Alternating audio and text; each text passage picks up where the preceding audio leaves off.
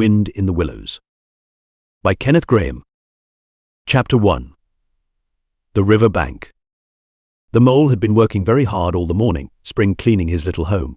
First with brooms, then with dusters, then on ladders and steps and chairs, with a brush and a pail of whitewash, till he had dust in his throat and eyes, and splashes of whitewash all over his black fur, and an aching back and weary arms.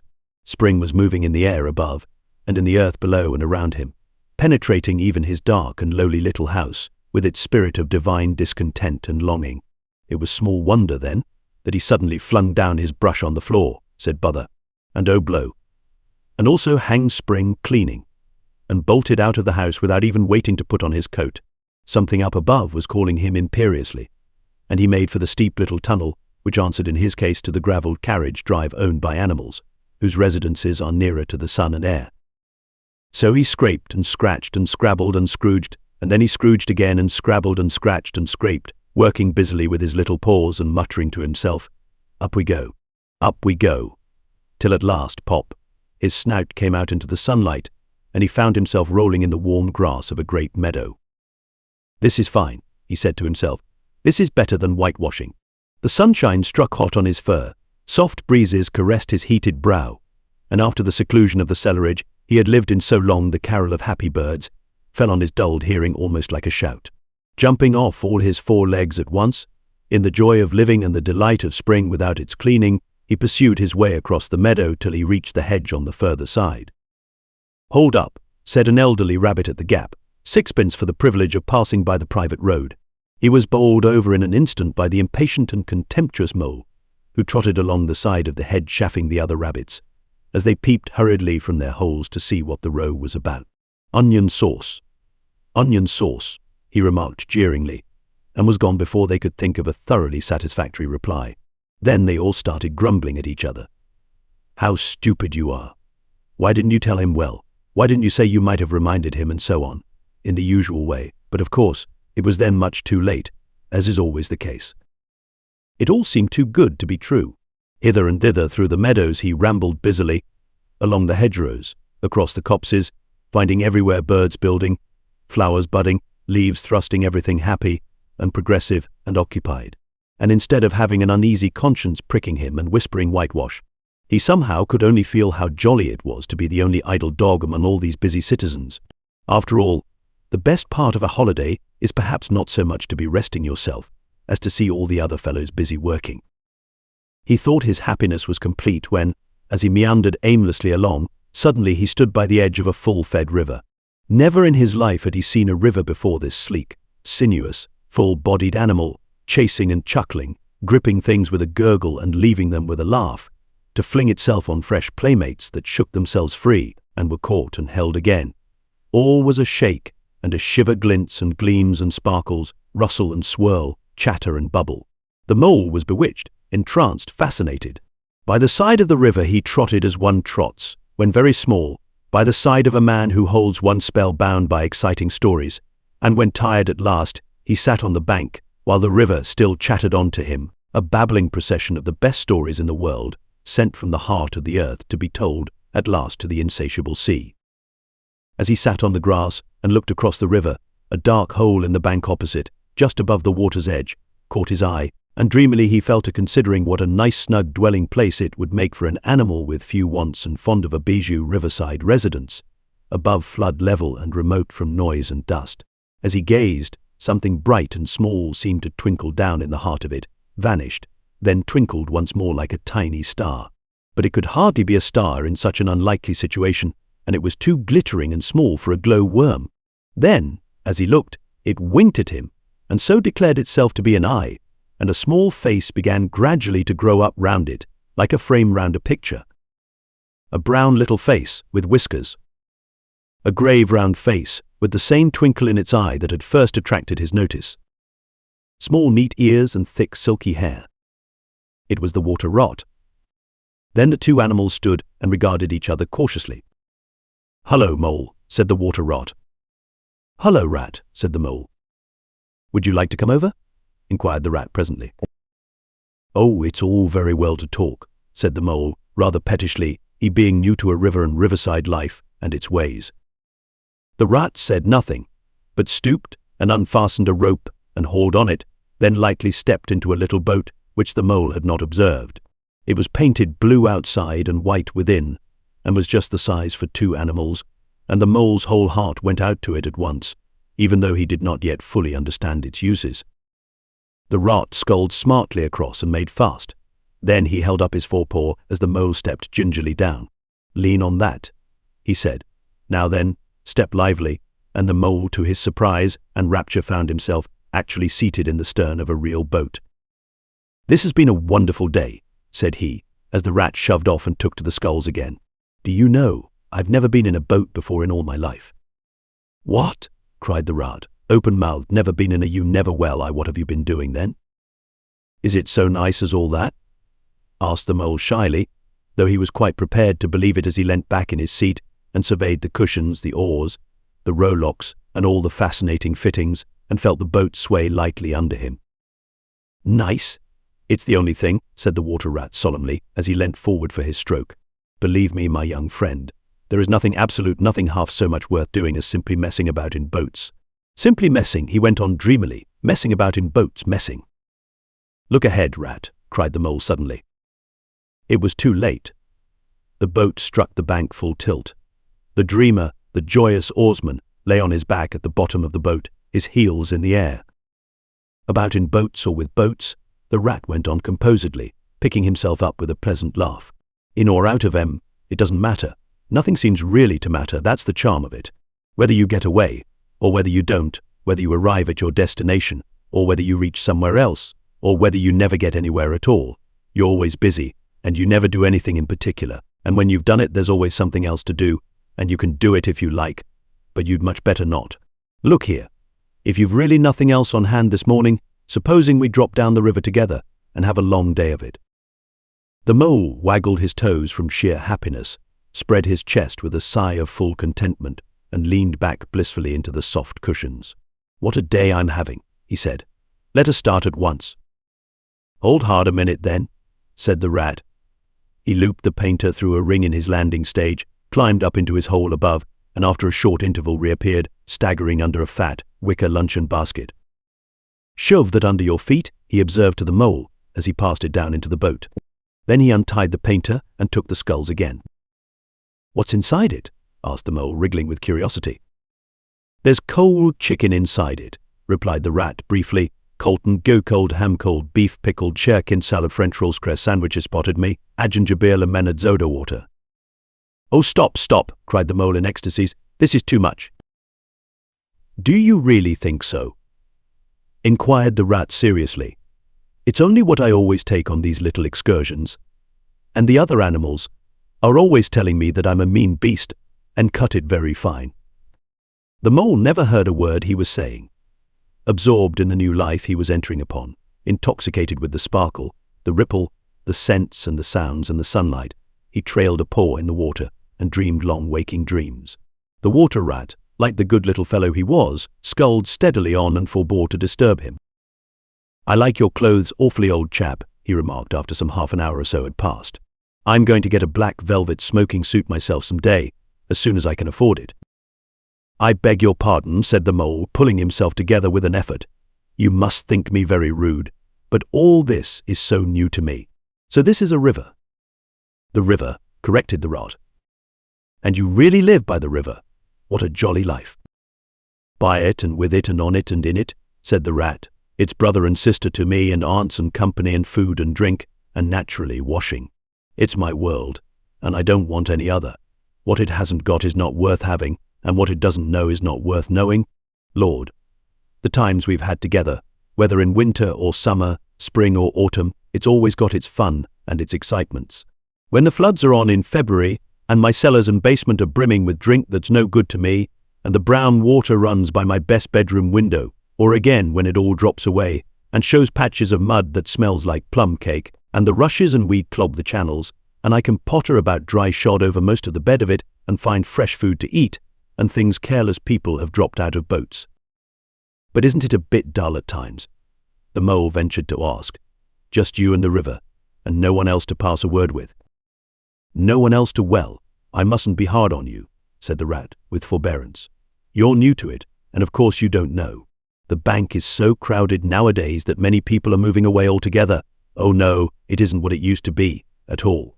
Otters, kingfishers, dabchicks, moorhens, all of them about all day long, and always wanting you to do something as if a fellow had no business of his own to attend to. What lies over there? Asked the mole, waving a paw as a background of woodland that darkly framed the water meadows on one side of the river. That? Oh, that's just the wildwood, said the rat shortly. We don't go there very much, we river bankers. Aren't they very nice people in there? Said the mole, a trifle nervously. W.L., replied the rat. Let me see. The squirrels are all right. And then there's Badger, of course. He lives right in the heart of it, wouldn't live anywhere else. Either, if you paid him to do it. Dear old Badger. Nobody interferes with him. They'd better not, he added significantly. Why, who should interfere with him? Asked the mole. Well, of course there are others, explained the rat in a hesitating sort of way. Weasels and stoats and foxes and so on.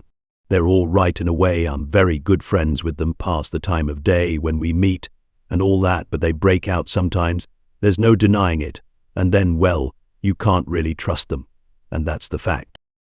The mole knew well that it is quite against animal etiquette to dwell on possible trouble ahead, or even to allude to it, so he dropped the subject. And beyond the wild wood again, he asked, where it's all blue and dim, and one sees what may be hills, or perhaps they mayn't, and something like the smoke of towns, or is it only cloud drift? Beyond the wild wood comes the wide world, said the rat, and that's something that doesn't matter, either to you or me. I've never been there, and I'm never going, nor you either, if you've got any sense at all. Don't ever refer to it again, please. Now then, here's our backwater at last, where we're going to lunch. Leaving the main stream, they now passed into what seemed at first sight like a little landlocked lake. Green turf sloped down to either edge, brown snaky tree roots gleamed below the surface of the quiet water, while ahead of them the silvery shoulder and foamy tumble of a weir, arm in arm with a restless, dripping mill wheel that held up in its turn a grey-gabled mill house, filled the air with a soothing murmur of sound, dull and smothery, yet with little clear voices speaking up cheerfully out of it at intervals. It was so very beautiful that the mole could only hold up both forepaws and gasp, "Oh my! Oh my! Oh my!" The rat brought the boat alongside the bank, made her fast, helped the still awkward mole safely ashore, and swung out the luncheon basket. The mole begged as a favour to be allowed to unpack it all by himself, and the rat was very pleased to indulge him, and to sprawl at full length on the grass and rest, while his excited friend shook out the tablecloth and spread it, took out all the mysterious packets one by one, and arranged their contents in due order, still gasping, "Oh my," at each fresh revelation. When all was ready, the rat said, "Now pitch in, old fellow," and the mole was indeed very glad to obey, for he had started his spring cleaning at a very early hour that morning, as people will do, and had not paused for bite or sup, and he had been through a very great deal since that distant time which now seemed so many days ago. "What are you looking at?" said the rat presently, when the edge of their hunger was somewhat dulled, and the mole's eyes were able to wander off the tablecloth a little. "I am looking," said the mole, "at a streak of bubbles that I see travelling along the surface of the water. That is a thing that strikes me as funny." "Bubbles? Oh-ho," said the rat, and chirruped cheerily in an inviting sort of way. A broad, glistening muzzle showed itself above the edge of the bank, and the otter hauled himself out and shook the water from his coat. "Greedy beggars," he observed, making for the provender. "Why didn't you invite me, Ratty?" "This was an impromptu affair," explained the rat. "By the way, my friend Mr. Mole." "Proud, I'm sure," said the otter, and the two animals were friends forthwith. "Such a rumpus everywhere," continued the otter. "All the world seems out on the river today. I came up this backwater to try and get a moment's peace, and then stumble upon you fellows. At least I beg pardon, I don't exactly mean that, you know." There was a rustle behind them, proceeding from a hedge wherein last year's leaves still clung thick, and a strippy head, with high shoulders behind it, peered forth on them. "Come on, old badger," shouted the rat. The badger trotted forward a pace or two, then grunted, "Each company," and turned his back and disappeared from view. "That's just the sort of fellow he is," observed the disappointed rat. "Simply hates society. Now we shan't see any more of him today. Well, tell us, who's out on the river?" "Toad's out, for one," replied the otter. "In his brand new wager boat, new togs, new everything. The two animals looked at each other and laughed. "Once it was nothing but sailing," said the rat. Then he tired of that and took to punting. Nothing would please him but to punt all day and every day, and a nice mess he made of it. Last year it was houseboating, and we all had to go and stay with him in his houseboat and pretend we liked it. He was going to spend the rest of his life in a houseboat.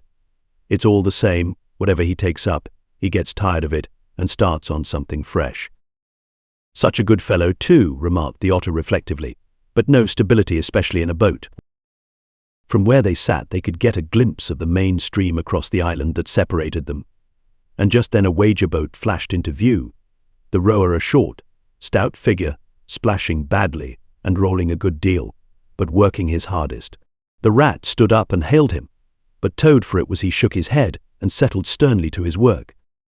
"He'll be out of the boat in a minute if he rolls like that," said the rat, sitting down again.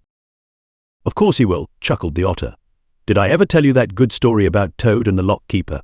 It happened this way. Toad!"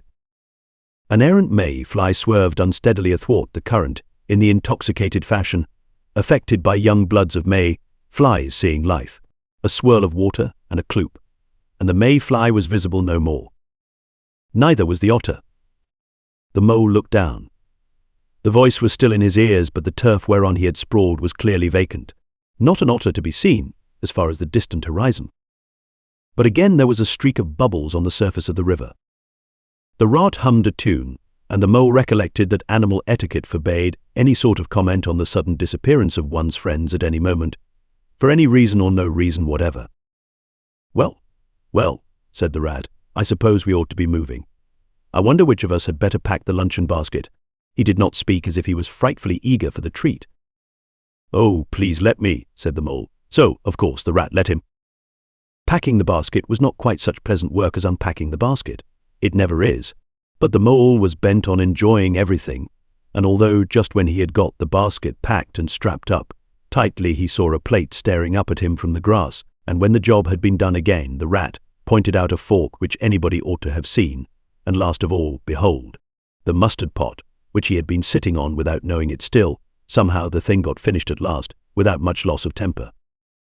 The afternoon sun was getting low as the rat sculled gently homewards in a dreamy mood, murmuring poetry things over to himself, and not paying much attention to Mole. But the mole was very full of lunch, and self-satisfaction, and pride, and already quite at home in a boat, so he thought, and was getting a bit restless besides, and presently he said, "Ratty, please, I want to row now." The rat shook his head with a smile. "Not yet, my young friend," he said. "Wait till you've had a few lessons. It's not so easy as it looks." The mole was quiet for a minute or two, but he began to feel more and more jealous of Rat, sculling so strongly and so easily along, and his pride began to whisper that he could do it every bit as well. He jumped up and seized the sculls so suddenly that the rat, who was gazing out over the water and saying more poetry things to himself, was taken by surprise and fell backwards off his seat, with his legs in the air for the second time, while the triumphant mole took his place and grabbed the sculls with entire confidence. "Stop it, you silly ass," cried the rat from the bottom of the boat. "You can't do it. You'll have us over." The mole flung his sculls back with a flourish and made a great dig at the water. He missed the surface altogether, his legs flew up above his head, and he found himself lying on the top of the prostrate rat. Greatly alarmed, he made a grab at the side of the boat, and the next moment sploosh. Over went the boat, and he found himself struggling in the river. Oh my, how cold the water was, and oh, how very wet it felt. How it sang in his ears as he went down, down, down. How bright and welcome the sun looked as he rose to the surface, coughing and spluttering. How black was his despair when he felt himself sinking again. Then a firm paw gripped him by the back of his neck. It was the rat, and he was evidently laughing. The mole could feel him laughing right down his arm and through his paw, and so into his, the mole's, neck. The rat got hold of a skull and shoved it under the mole's arm. Then he did the same by the other side of him, and swimming behind, propelled the helpless animal to shore, hauled him out, and set him down on the bank, a squashy, pulpy lump of misery. When the rat had rubbed him down a bit, and wrung some of the wet out of him, he said, "Now then, old fellow, trot up and down the towing path as hard as you can, till you're warm and dry again, while I dive for the luncheon basket." So the dismal mole, wet without and ashamed within, trotted about till he was fairly dry, while the rat plunged into the water again, recovered the boat, righted her, and made her fast, fetched his floating property to shore by degrees, and finally dived successfully for the luncheon basket and struggled to land with it. When all was ready for a start once more, the mole, limp and dejected, took his seat in the stern of the boat, and as they set off, he said in a low voice, broken with emotion, "Ratty, my generous friend, I am very sorry indeed for my foolish and ungrateful conduct. My heart quite fails me when I think how I might have lost that beautiful luncheon basket. Indeed, I have been a complete ass, and I know it. Will you overlook it this once and forgive me, and let things go on as before?" "That's all right, bless you," responded the rat cheerily. "What's a little wet to a water rat? I'm more in the water than out of it most days. Don't you think any more about it? And, look here, I really think you had better come and stop with me for a little time. It's very plain and rough, not like Toad's house at all, but you haven't seen that yet. Still, I can make you comfortable, and I'll teach you to row, and to swim, and you'll soon be as handy on the water as any of us."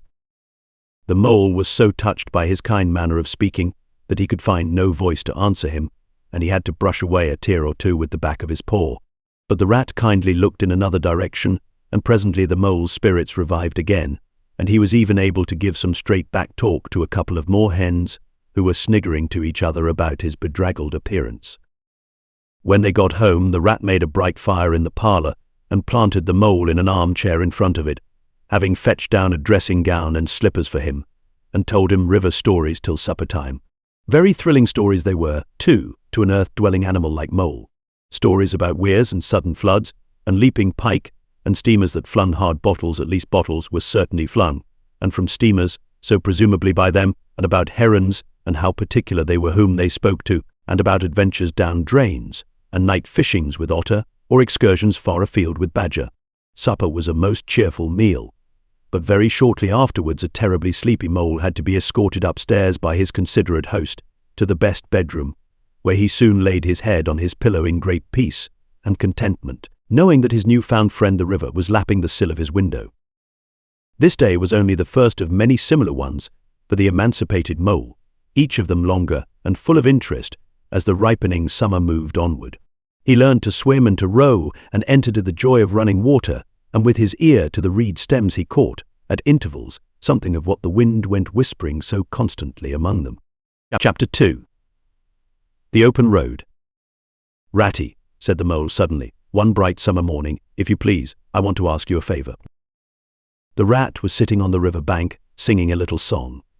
He had just composed it himself, so he was very taken up with it, and would not pay proper attention to mole or anything else. Since early morning he had been swimming in the river, in company with his friends the ducks, and when the ducks stood on their heads suddenly, as ducks will, he would dive down and tickle their necks, just under where their chins would be if ducks had chins, till they were forced to come to the surface again in a hurry, spluttering and angry and shaking their feathers at him. For it is impossible to say quite all you feel when your head is under water. At last they implored him to go away and attend to his own affairs and leave them to mind theirs. So the rat went away and sat on the river bank in the sun and made up a song about them, which he called Duck's Ditty. All along the backwater, through the rushes tall, ducks are a-dabbling. Up tails all, ducks' tails, drakes' tails, yellow feet a-quiver, yellow bills all out of sight, busy in the river, slushy green undergrowth, where the roach swim. Here we keep our larder, cool and full and dim, everyone for what he likes. We like to be heads down, tails up, dabbling free, high in the blue above. Swift swirl and call. We are down a-dabbling. Up tails all. I don't know that I think so very much of that little song, Rat, observed the mole cautiously. He was no poet himself and didn't care who knew it, and he had a candid nature. Nor don't the ducks neither, replied the rat cheerfully. They say, why can't fellows be allowed to do what they like, when they like, and as they like, instead of other fellows sitting on banks, and watching them all the time and making remarks, and poetry and things about them? What nonsense it all is. That's what the ducks say. So it is, said the mole, with great heartiness. No, it isn't, cried the rat indignantly. Well then it isn't, replied the mole soothingly. But what I wanted to ask you was, won't you take me to call on Mr. Toad? I've heard so much about him, and I do so want to make his acquaintance. Why, certainly, said the good-natured rat, jumping to his feet and dismissing poetry from his mind for the day. Get the boat out, and we'll paddle up there at once. It's never the wrong time to call on Toad. Early or late, he's always the same fellow. Always good-tempered, always glad to see you, always sorry when you go. He must be a very nice animal, observed the mole, as he got into the boat and took the sculls, while the rat settled himself comfortably in the stern. He is indeed the best of animals, replied Rot, so simple, so good-natured, and so affectionate. Perhaps he's not very clever, we can't all be geniuses, and it may be that he is both boastful and conceited, but he has got some great qualities, has Toady. Rounding a bend in the river, they came in sight of a handsome, dignified old house of mellowed red brick, with well-kept lawns reaching down to the water's edge. There's Toad Hall, said the rat, and that creek on the left, where the notice board says, private. No landing allowed, leads to his boathouse, where we'll leave the boat. The stables are over there to the right. That's the banqueting hall you're looking at now, very old. That is. Toad is rather rich, you know, and this is really one of the nicest houses in these parts, though we never admit as much to Toad. They glided up the creek, and the mole shipped his sculls as they passed into the shadow of a large boathouse. Here they saw many handsome boats, slung from the cross beams or hauled up on a slip, but none in the water, and the place had an unused and a deserted air. The rat looked around him. I understand, said he. Boating is played out. He's tired of it and done with it. I wonder what new fad he has taken up now. Come along and let's look him up. We shall hear all about it quite soon enough. They disembarked and strolled across the gay flower-decked lawns in search of Toad, whom they presently happened upon resting in a wicker garden chair, with a preoccupied expression of face and a large map spread out on his knees. Hooray! He cried, jumping up on seeing them. This is splendid. He shook the paws of both of them warmly, never waiting for an introduction to the mole. How kind of you, he went on, dancing round them. I was just going to send a boat down the river for you, Ratty, with strict orders that you were to be fetched up here at once, whatever you were doing. I want you badly, both of you. Now what will you take? Come inside and have something. You don't know how lucky it is you're turning up just now. Let's sit quiet a bit, Toady, said the rat, throwing himself into an easy chair, while the mole took another by the side of him and made some civil remark about Toad's delightful residence. Finest house on the whole river, cried Toad boisterously, or anywhere else for that matter, he could not help adding. Here the rat nudged the mole. Unfortunately the Toad saw him do it and turned very red. There was a moment's painful silence. Then Toad burst out laughing. All right, Ratty, he said. It's only my way, you know. And it's not such a very bad house, is it? You know you rather like it yourself. Now look here. Let's be sensible. You are the very animals I wanted. You've got to help me. It's most important. It's about your rowing, I suppose, said the rat, with an innocent air. You're getting on fairly well, though you splash a good bit still, with a great deal of patience, and any quantity of coaching you may. Oh, pooh, boating, interrupted the Toad in great disgust. Silly boyish amusement. I've given that up long ago. Sheer waste of time. That's what it is. It makes me downright sorry to see you fellows, who ought to know better, spending all your energies in that aimless manner. No, I've discovered the real thing, the only genuine occupation for a lifetime. I propose to devote the remainder of mine to it, and can only regret the wasted years that lie behind me, squandered in trivialities.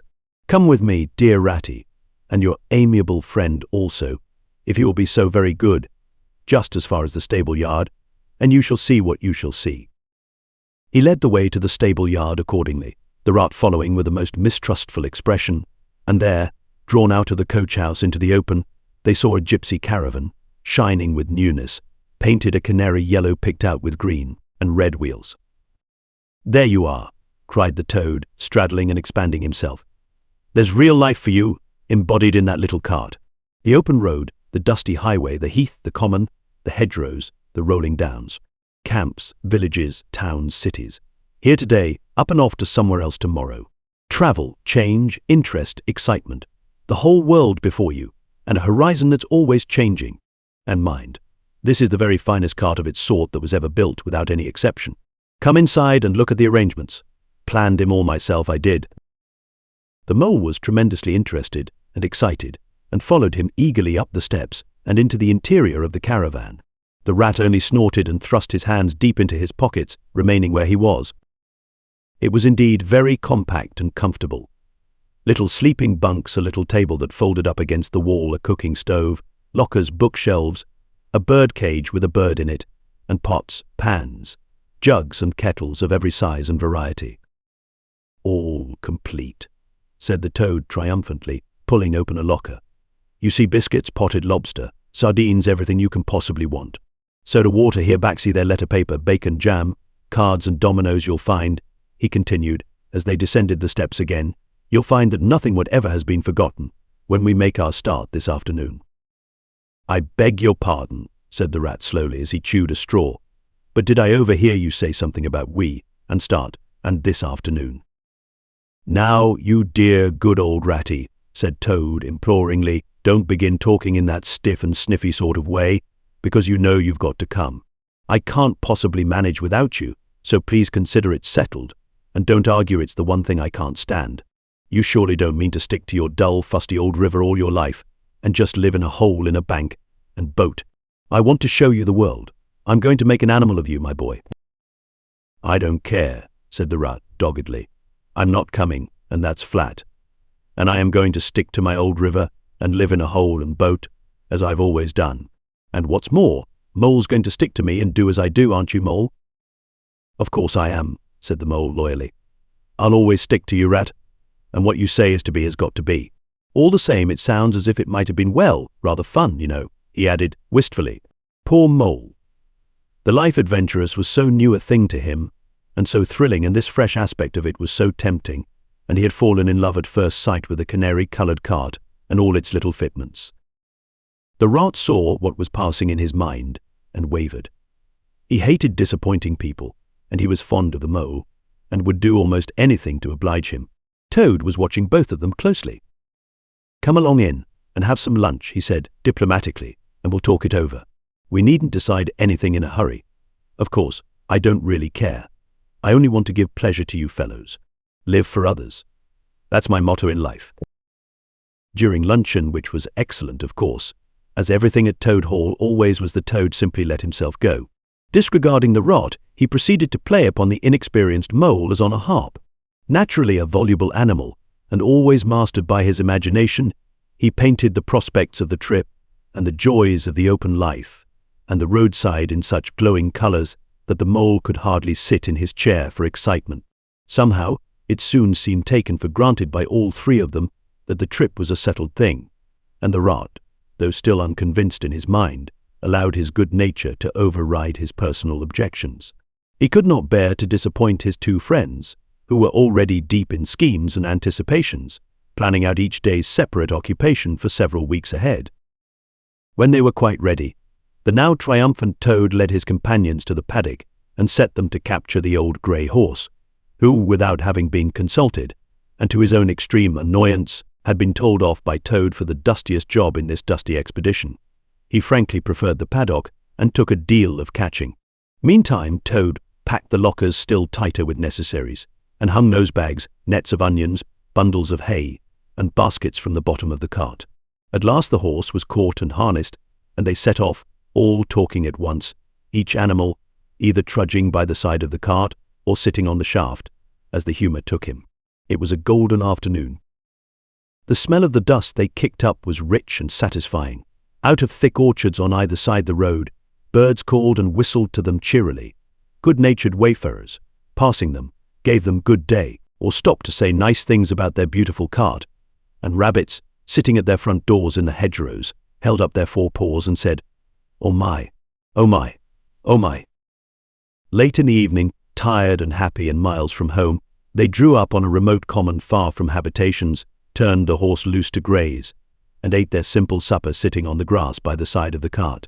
Toad talked big about all he was going to do in the days to come, while stars grew fuller and larger all around them, and a yellow moon, appearing suddenly and silently from nowhere in particular, came to keep them company and listen to their talk. At last they turned into their little bunks in the cart, and Toad, kicking out his legs, sleepily said, "Well, good night, you fellows. This is the real life for a gentleman. Talk about your old river." "I don't talk about my river," replied the patient rat.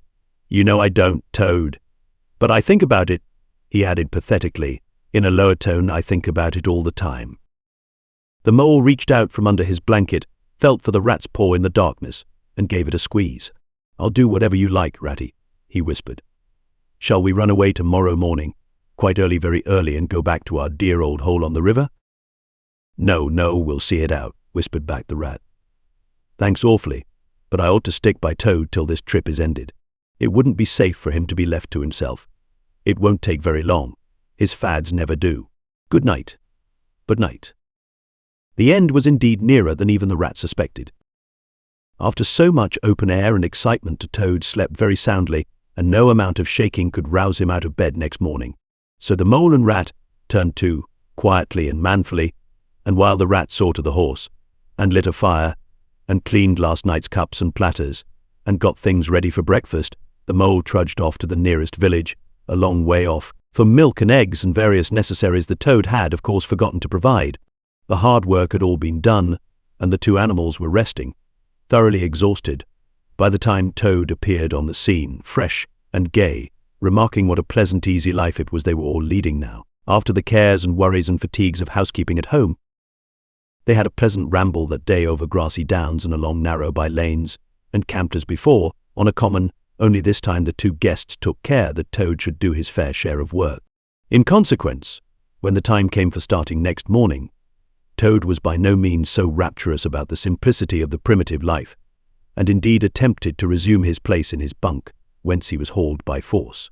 Their way lay, as before, across country by narrow lanes, and it was not till the afternoon that they came out on the high road, their first high road, and their disaster, fleet and unforeseen, sprang out on them. Disaster momentous indeed to their expedition, but simply overwhelming in its effect on the after career of Toad.